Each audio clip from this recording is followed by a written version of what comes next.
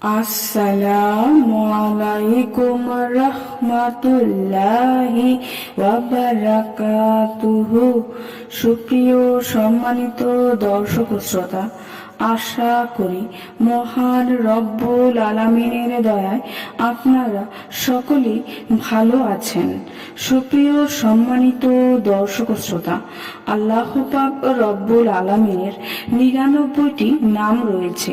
প্রতিটি নামেরই রয়েছে আলাদা আলাদা ফজিলত।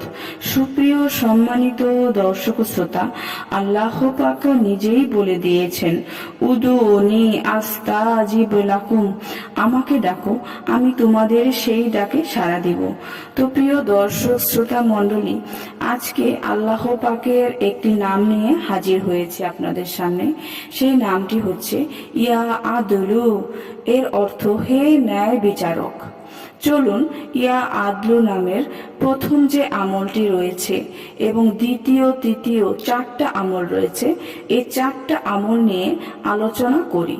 প্রথম যে আমলটি রয়েছে সেই আমলটি হচ্ছে, যদি হক মামলার বিচারে না জিতার ভয় হয়, তবে ন্যায় বিচারের জন্য মামলা যতদিন চলে ততদিন প্রত্যহ 3000 বার করে এই এসএম পাঠ করে বিচারকের উদ্দেশ্যে ফু দিবে।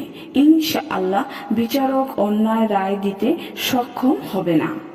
ইয়া আদলুর দ্বিতীয় যে আমলটি রয়েছে, বৃহস্পতিবার দিবাগত রাতে 20 টুকরা রুটির উপর এই এসএম লিখে খেলে অর্থাৎ ভক্ষণ করলে ইনশাআল্লাহ দেশের যাবতীয় লোক তার অনুগত থাকবে।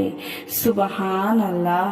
সুপ্রিয় সম্মানিত দর্শক শ্রোতা, ইয়া আদলু নামের আরো একটি আমল না বললেই নয়।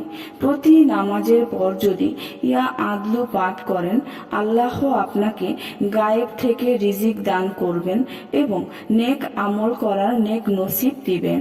আল্লাহু আকবার।